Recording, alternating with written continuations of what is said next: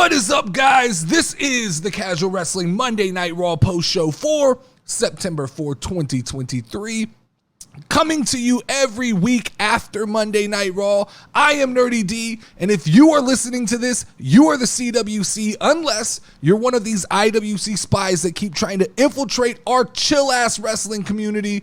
But either way, hit the like and subscribe buttons before you journey with me into my reactions to Monday Night Raw. Let's jump right into it. So I want to start off by saying it has become apparently clear to me tonight that Triple H sees no value in premium live events anymore.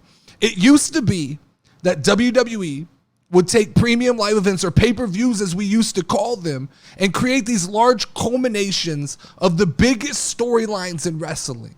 But after tonight, Triple H made it crystal clear that premium live events are just an extra day of wrestling every month. They might feature a couple big gimmicks like Hell in a Cell or a cage match or a Royal Rumble, but WWE has no intention of saving the biggest storylines and putting them on the Peacock streaming service. Look, next week, we're getting a Women's World Title rematch. And this week, for the main event, we got an IC Championship match with Gunther becoming the longest reigning IC champ of all time. Now, I don't want this to come off as me disliking this style of booking. This is not meant to be negative, and I will get into my feelings on that match in a minute, but I want to just kind of emphasize that you have to think about it, right? Triple H, at this point, he understands people are going to tune into premium live events. If you have Peacock and you're a WWE fan, you're probably watching the premium live event regardless of what matches are on the card. There's people who go, I'm not going to watch it, and then they still end up watching it. So WWE doesn't have to sell us anymore on these premium live events. We don't need major finishes. They don't need big surprises. If they leave the night with one or two, relatively big headlines, I think WWE chalks that up as a win. And I think WWE actually knows at this point in time that premium live events might even fracture their audience a little bit, to the extent of, like, if somebody doesn't have Peacock, they can't keep up. There are people who only watch Monday Night Raw and Friday Night SmackDown. So it looks to me like Triple H is under this idea that he's going to build towards 4 major events a year, while trying to keep the ratings on SmackDown and Raw as high as possible. And he's willing to throw away some of these premium live events like Payback, like Backlash. Even though Backlash was good, I just think that he sees if he hits 1 or 2 major points, he's perfectly fine. And like I said, I'm not mad at this. I just think that as a wrestling fan, we have to change our expectations a little bit, right? For premium live events. If I look at it like that is going to be the culmination, and every match on that card should just be a banger that I'm excited about, I'm going to be left disappointed. Now it's looking like Monday Night Raws are going to have more big title matches. I think that's a good thing. Hell, I'd like a title match every Monday Night Raw. If this is what we're going to do, let's rotate in and out. Let's have 1 week, let's do a tag title match. 1 week, let's do a women's title match. 1 week, let's do a men's. Let's kind of treat it like UFC treats the Saturday night UFC shows on ESPN. Let's feature 1 big match a week. Give us something to talk about. Now, we can all argue about what the 4 major events are, because I'm not even positive that there's 4 anymore. At this point, if I had to pick, I'd say we build towards WrestleMania, we build towards SummerSlam, we build towards Survivor Series, and I don't know what the 4th is. Is it Crown Jewel? I mean, I guess, but a lot of times Crown Jewel features a lot of those kind of gimmicky, high-profile matches just to appease an audience. You guys let me know if the big 4 even still exist. But let's get into the meat of this podcast. Let's talk about the main event. So I think WWE did a good job tonight of making the main event feel special. I thought that throughout the show, showing different IC champions kind of brought to light what a true accomplishment it was about to be for Gunther to hold the title for as long as he's actually held it, right? And what you got here when you do Gunther versus Chad Gable is you're doing the classic David versus Goliath story in wrestling. And there's always that ray of hope from wrestling fans that somehow David is going to overcome Goliath and get it done. That's the classic tale. That's the way it's supposed to end. Not tonight. That's not what we got tonight. And to be honest with you, this match was booked possibly as perfect as you could book a match as a main event on Monday Night Raw that's an Intercontinental title match. I think that it was completely flawless because you have Chad Gable. He's a stud. I had a friend text me during Monday Night Raw who does not watch wrestling. This is somebody, we send memes back and forth to each other, and every so often there'll be some exchange of wrestling, but he's not watching on a weekly basis. He sent me a text message and asked me if Chad Gable was Kurt Angle's son. He was invested in this storyline. He liked what he saw. He said, everything I see from Gable reminds me of Kurt Angle. Now, this is coming from somebody who's not even, I'd go lower than a casual fan. He's a non-wrestling watcher. And I understand. I get it. 110% that we all knew going into this match, Gunther wasn't losing. You don't have him go all the way to a few days before becoming the longest reigning Intercontinental Champion of all time, of breaking the Honky Tonk Man's record to fail. That doesn't make sense. You're not doing that. The record books, it just doesn't work like that. What name sounds better in the record books right now from a marketing standpoint? If you're WWE, do you want to keep telling people that the Honky Tonk Man, who nobody under the age of 30 knows what the Honky Tonk Man looks like? Or is it better for WWE to start marketing Gunther, a guy who's still in the prime of his career? If you start marketing Gunther as the longest reigning Intercontinental Champion, that means something on television. So that's a no-brainer. Gunther's the guy. And I have yet to watch, this is me being honest, I have yet to watch a Gunther match that I wasn't fully engaged in. Even back at the beginning of his title reign against Ricochet, who bores the shit out of me. Ricochet, most boring wrestling in the world to me. I still enjoyed the matches with Gunther. I enjoyed seeing Gunther beat the life out of Ricochet at the beginning of his IC title run. But Gunther and Gable, they have chemistry in the ring.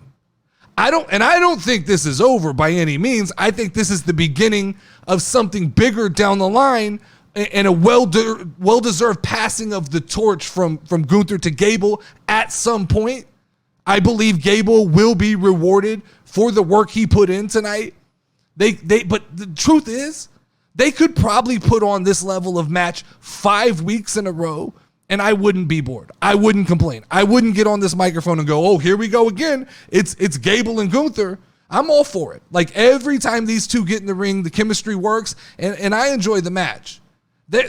There's that move that Gable does, that slow rolling suplex where he rolls and then it's like a slow lifting suplex. That thing is insane. And there were a few spots in this match that even felt a little sketchy. Guys landing wrong, but both of these guys are tough as nails. Neither one of these guys are going to be the guys that don't finish the match. And talk about finishing a match. The finish to this match was absolutely brutal.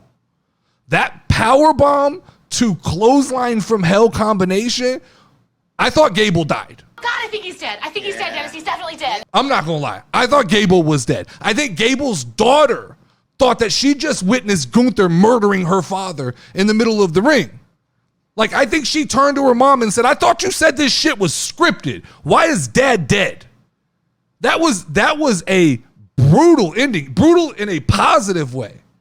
I love ending the show tonight on kind of somber notes. On a night that was really meant to kind of be a celebration of the Intercontinental Championship, you kind of end with this doom and gloom that really nobody can beat Gunther, right? Because you could have done the typical WWE thing. You could have shot off the confetti cannons and had Imperium come running out to celebrate with Gunther, but that's not Gunther's style. Instead, we end the night with the camera on Chad Gable looking confused, I don't think I can get this done. We pan over to his daughter who's crying her brains out in the crowd, and then we cut to Gunther holding the IC title. I think that the imagery of that match was beautiful. This is the first official 5 out of 5 match on the casual wrestling scale. Amazing match to close out Monday Night Raw. So from there, let's check out the undercard and see how it compared to the main event this week. So we started the show with a quick recap of Payback, which is to be expected coming out of a premium live event. But while that recap was going on, I turned to Lauren and I said, the show has to start with Judgment Day, right? Like after the successful night that they had at Payback, we're going to open the show. It's going to be the Judgment Day holding all of their titles, and we're going to start building towards this most dominant faction in WWE storyline. That's wrong. We start the show with main event Jey Uso coming down from the crowd, and I'm not going to lie, Jey Uso, it's between Jey Uso and LA Knight, who's more over with the WWE universe right now. WWE has actually struck gold in the babyface department, a department that's actually usually pretty tough to get more than one guy over. They've got one big guy on each show, one on SmackDown, one on Raw. Jey Uso commands the crowd. And Jey Uso got into that ring and he looked emotional, like he's been waiting for this opportunity to break free from the bloodline, not just kayfabe, but in actual real life. I think Jey Uso's ready to tell his own story. He looked emotional cutting the promo. He looked emotional getting to intro everybody and welcome them to Monday Night Raw. Now, I will say this. I thought this was the best cold open, just opening of a wrestling show in 2023. Hands down. This was the most engaged, focused I was from minute one in WWE tonight. And I have to stay objective, though. While I thought this was absolutely fantastic, I have to nitpick a little bit. Jey Uso has to work on his microphone skills. Like last week on Friday Night SmackDown, Jimmy Uso got in the ring, and you can tell he's comfortable on a microphone by himself. Jay's a little bit of a different story. Now, Jey shows a lot of raw emotion, and you could see the nerves when he's in the ring, which I think ultimately down the line ends up being a good thing. I think he will be more real than most wrestlers in the ring. But for the time being, right now, if we're going to be honest, he is not extremely strong on a microphone. He is the weaker of the two Usos when it comes to cutting a promo by themselves in the ring. This would be the only critique I have of Jey Uso right now. So they send Sami Zayn out. And Sami's the perfect choice in a situation like this because I think Sami is a familiar face who kind of calms the nerves. He's another guy that the crowd loves. He's a guy that Jey can talk to. They've had history. The interaction between the two seems to be genuine. It really feels like watching Monday Night Raw that Sami Zayn and Jey Uso actually enjoy each other's company. It really felt like Sami Zayn was genuinely happy to see Jey Uso on Monday Night Raw. And I think it brought a little bit of closure to the Sami Zayn bloodline story where he kind of got ripped out of that story.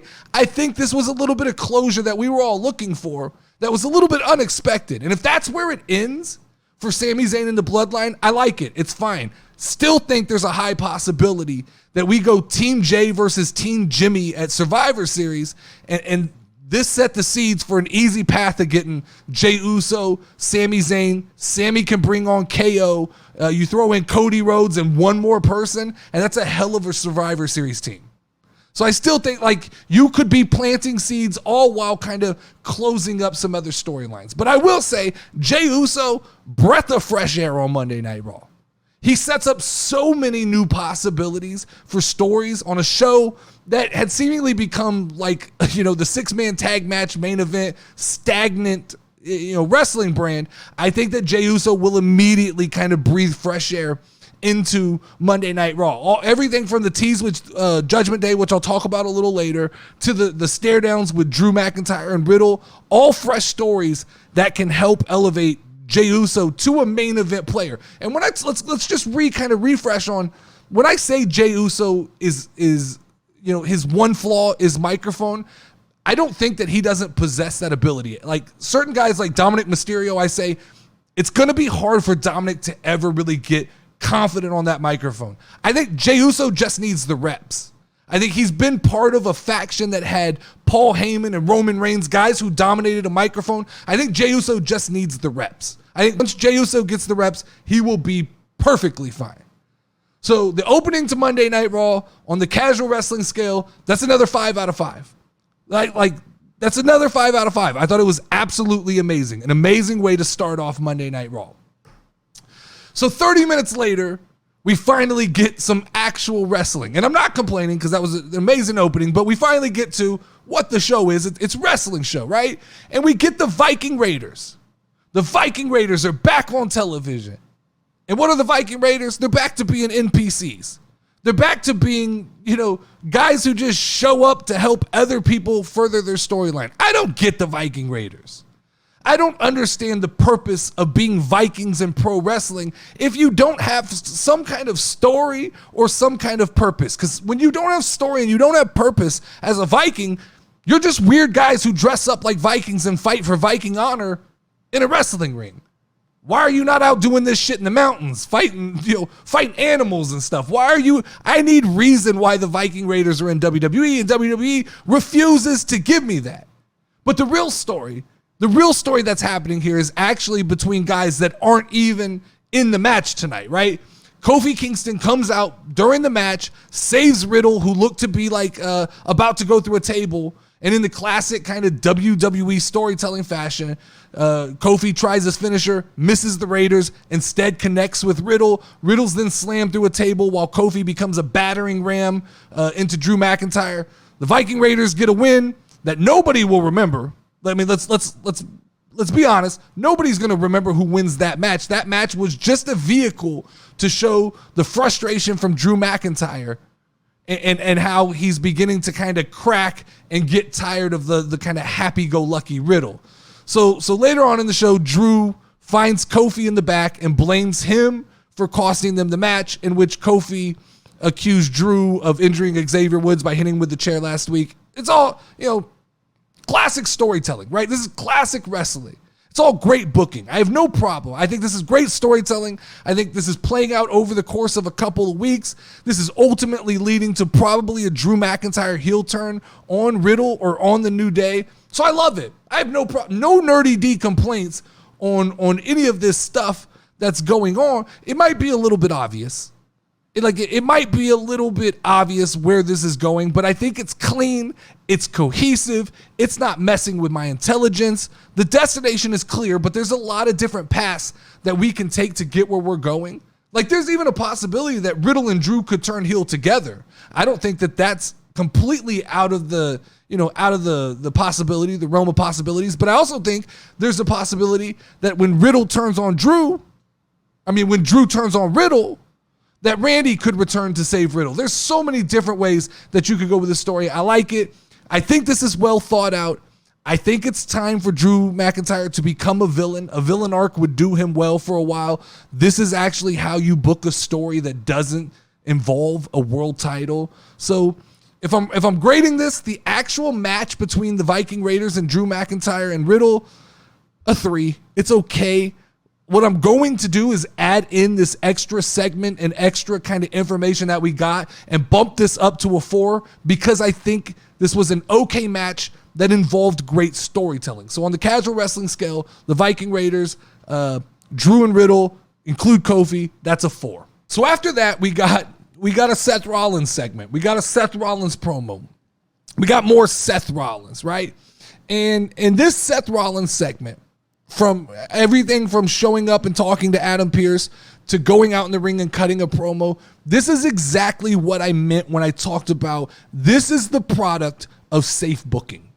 This is the product of going into a premium live event and using safe booking in the main event. The fact that we're about to run this story back again does not excite me at all.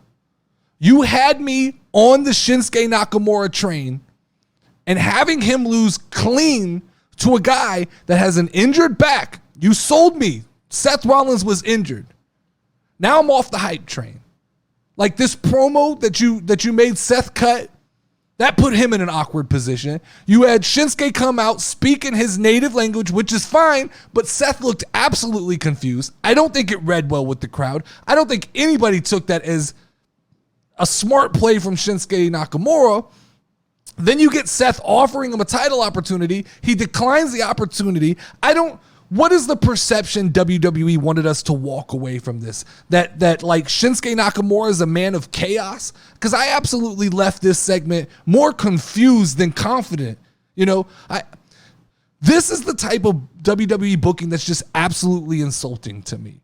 Why not do this the other way around? Shinsuke Nakamura in the ring after winning the title, and Seth Rollins coming out and cutting a promo of desperation that he needs to win that title back. What happened is Shinsuke just kind of comes off as weird to me now. Not as a proper villain, but just kind of as a weird guy. It's like this scene from the movie Step Brothers, where they go do the job interview with Seth Rogen. The tuxedos were funny until you farted. Now it's just weird. Okay, now the tuxedos seem kind of fucked up. Well, this whole thing with Shinsuke Nakamura, he was cool until he lost. Now he's just kind of weird and wacky and not in a good way. So Seth Rollins attacks Shinsuke Nakamura after completely no-selling his back injury, by the way. Just flies out of that ring like his back has never been injured in his life. We cut to commercial. We come back. Now we have a match between Ricochet, and who is my least favorite wrestler in all of wrestling, and Shinsuke Nakamura. It's all confusing. Like, it's all bad. This is bad booking. For everything good that's happened so far on Monday Night Raw, this is a problem. And this is obviously a filler match to try to deepen like the heel aura of Shinsuke Nakamura. It ultimately ends in DQ. Shinsuke used a chair. Seth Rollins comes back out, makes the save. Shinsuke gets chased away. It's just all it's all a clusterfuck. And then you top it off that Seth is laying down injured on the side of the ring. We cut to the backstage area. Damian Priest is standing there with Rhea Ripley, the perfect opportunity to go cash in your Money in the Bank briefcase. And Rhea Ripley goes, not right now. Now's not the time. And they walk off.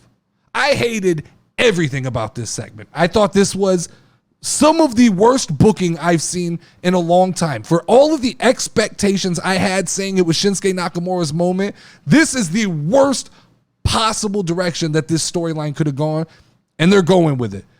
I hated everything from the promo that Seth Rollins cut, to the promo that Shinsuke cut, to the no-selling of the injury, to Ricochet being part of this storyline, to Damian not cashing in. This segment on the casual wrestling scale is a 1 out of 5.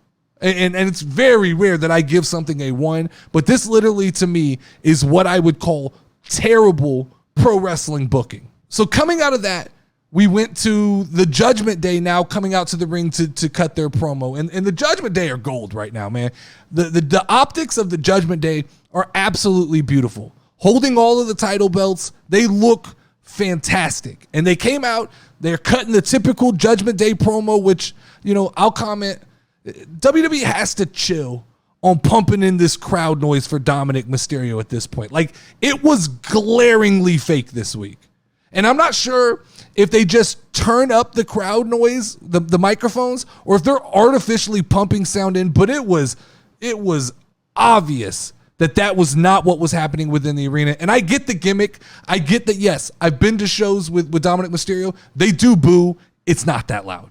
It's not that loud. We're manufacturing this at this point. They're manufacturing these boos for Dominic Mysterio, which is cool, but chill, WWE. Like, most of us aren't drooling baboons who can't see the carnival tricks. We can see when you kind of pump up the volume there. The promo was fine. Rhea, you can tell, is getting comfortable kind of taking the lead. And even if they're saying she's not the leader, she's getting comfortable kind of leading the promos. Everything was on par for the Judgment Day here until JD McDonough comes out holding a bag that I was absolutely praying was a new set of purple tag team titles for Finn and Damian. I thought, oh shit, here we go. We're finally going to unify these tag team titles. Instead, it was a purple Money in the Bank briefcase that says Senior Money in the Bank on it. Who in WWE thinks that senior Money in the Bank is some kind of intimidating slogan. Every time I hear that, it becomes a little bit comical to me. Like, what's even worse, I think it's comical that Damian Priest has a custom Money in the Bank briefcase. What is the purpose of that? Something that he's supposed to cash in, he now has a custom version. I'll tell you one thing that means. That means I don't think Damian Priest is cashing in the briefcase anytime soon. You don't waste your time if you're WWE creating a custom visual for a guy who is just going to cash it in next week. I think right now we're in for the long haul of Damian Priest holding on to that briefcase and just being content being a tag team champion. So Sami Zayn comes out, interrupts the Judgment Day, interrupts JD McDonough, talks some shit to Dominic Mysterio, says, hey, let's have a match. JD steps in instead and kind of takes the fire. Damian doesn't look happy about that. And so I'm gonna skip forward a little bit because this is still Judgment Day related. And you guys know how I love my boy Dirty Dom, right? You're the biggest Dirty Dom fan in the WWE universe right here. But this is the part of the podcast where we're going to do honesty time with Nerdy D, baby. And we're going to get real and we're going to get gritty here and we're going to talk about something. Everybody saw Dom stumble his way through that conversation with Jey Uso tonight, right? I'm not the only one. Like, you guys, like, you're still not drinking the Kool-Aid on this, right? Like, we saw the lack of confidence and inability to put complete sentences together. And this isn't like a scripted thing to make Dominic look unconfident. Dominic Mysterio struggles when that spotlight hits him. This is the guy that the IWC told me will be a world champ in the next 2 years. That's the guy. Go back and watch the promo. That's the guy that they said within the next 5 years would hold the WWE championship. That's him. That's the guy that they go back and comment on all my old Dominic Mysterio videos and go, well, this aged poorly. No, it didn't. It didn't. The truth is the truth. Dom is a product of story. And when he has to step up and shine on his own, he stumbles every single time. Dom is fine as long as Rhea Ripley is standing next to him. But you give him the ball, he fumbles. Dom is a great role player. He ain't world champion material. That's not him. He ain't that guy. Dom's ceiling right now is mid-card titles and comedy roles. He's never going to be a world champion. That's just the truth. But let's get back to what we're talking about. The Judgment Day segment on the casual wrestling scale, 3.9 out of 5, but we always round down, so that's a 3. It's just okay. Like, I understand we're building towards something bigger with the Judgment Day, and this is just one chapter in a long book, but this chapter didn't connect with me. It's going to take more than a purple briefcase to excite me. I'm not going to spend a whole lot of time talking about Shaina and Zoe Stark. This match was perfectly fine for what it was. It's a mid-card match that's meant to give credibility to both wrestlers. It's as effective as it can be. I'm not a big Shayna Baszler fan, so I think she's boring. I'm big on Zoe Stark. I think she has tremendous upside as long as she's booked correctly. I was hoping to get more of Zoe Stark, Trish Stratus. Looks like that might be on hold. Trish is probably recovering. Once again, hashtag thank you, Trish, for that hellacious match at WWE Payback. But this match is literally the definition of like necessary mid-card match to help build two superstars. This is the epitome of a 3 out of 5 match on the casual wrestling scale. Necessary, not going to blow anybody away. Wasn't bad, wasn't great, was just okay. So then we cut away and we go to Raquel Rodriguez and Chelsea Green talking to Adam Pearce in the back, little back and forth, which leads to a match between Chelsea Green and Raquel Rodriguez. And there's a lot to unpackage here, and nothing bad. I think everything that's going on in this story is perfectly fine. But let's start with Chelsea Green 100% needs to have a different tag team partner every week. They just need to keep getting injured. They need to play into the curse of Chelsea and keep having tag team partners become, injured until you get to the point where nobody wants to become a tag team partner with her, which ultimately leads to her having to go out and wrestle, 1-on-2 against some version of some team, leading to a big surprise return. Whether it's Sonya Deville coming back, whether it's some big mystery partner, I like where you can go with that story, playing the curse of Chelsea. So let's do that. Let's work that. B, let's talk about Raquel Rodriguez. She's getting a rematch on Raw next week. I think that's perfectly fine. I think that works. Title matches is the main events on Monday Night Raw. The more we do, the better. If we aren't going to have these massive premium live events that give me 7 matches that I want to see, then I'm fine on a weekly basis seeing something, at least one match that's extremely exciting. Now, Dom is banned from ringside. That doesn't mean anything. Rhea has plenty of other backup. This is just a fun spot to introduce more people into this storyline. I even think this would be an opportunity to add another female member to Judgment Day. Don't think it's going to happen, but it would be a fun place. Someone like Cora Jade would be fun showing up to help out Rhea Ripley and kind of playing a mysterious figure who continuously helps Rhea Ripley and until we come to find out that she was part of the Judgment Day, something like that. They can make that work.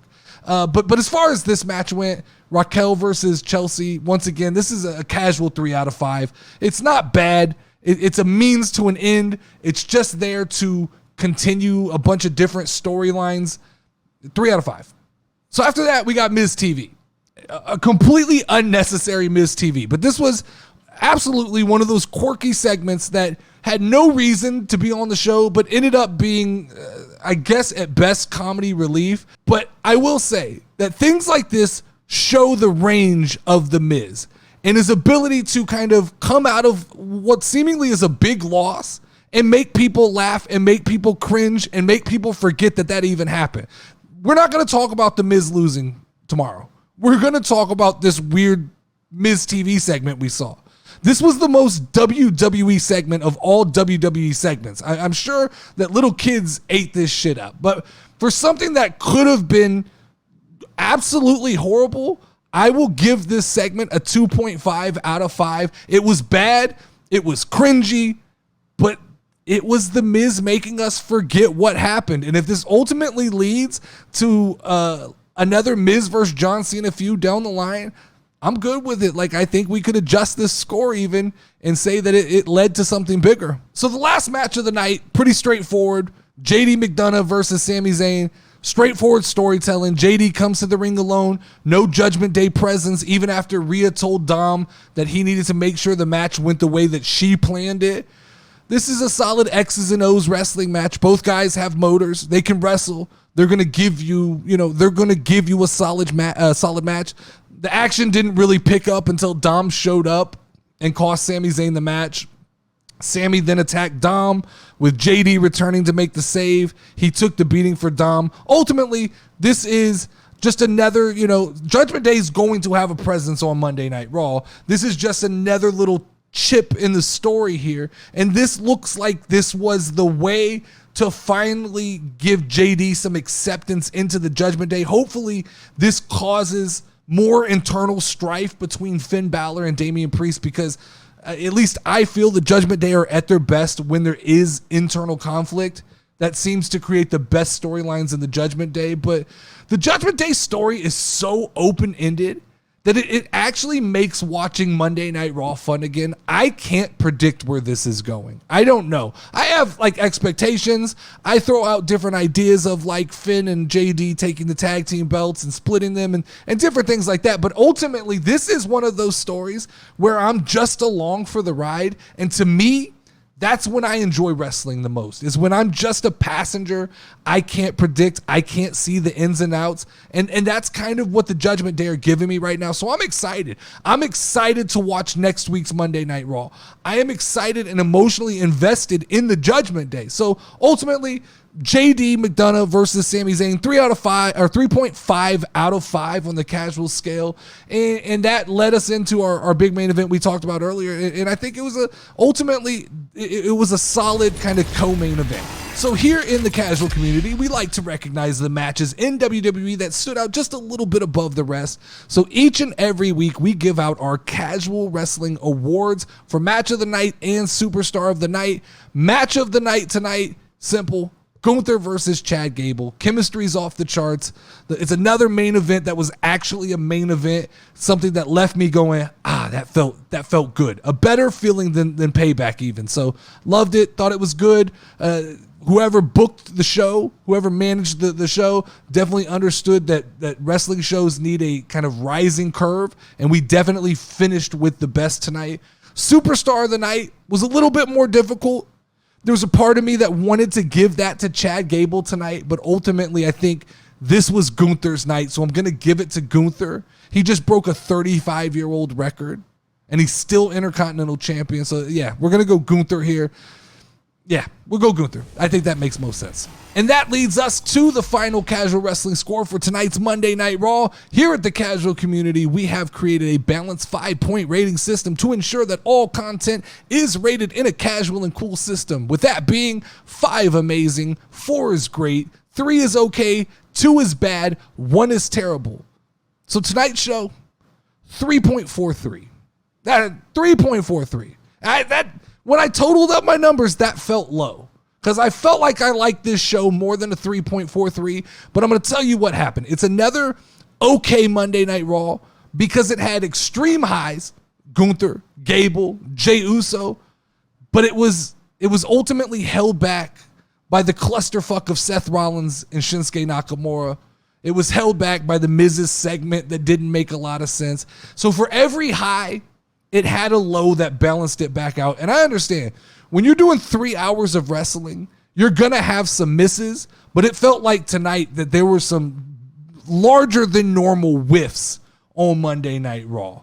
So there you have it. This has been another episode of the Casual Wrestling Monday Night Raw post show for the week. Make sure to check out the Casual Wrestling Podcast on Wednesday on YouTube and podcast networks. The SmackDown post show on Friday nights after SmackDown. And this week's Champ of the Chick is up. Make sure to go check it out. That show actually ended up probably being my favorite show we record. Do me a favor, share this episode with one friend. If you watch this show, share it with one friend. It helps out tremendously. And before you go, let me know what you thought of Monday Night Raw in the comments. Until next week, stay casual. I'm tapping out. Step in the ring, if you ready, let's go. Hey, casual wrestling community show. You already know, talking WWE. Keep it rolling and hosted by Notorious NerdyD. Dope show that you gon' find. Tune in cause it's online. Hit 'em with a figure 4 leg lock, power driver or clothesline. We bringing that heat like the show.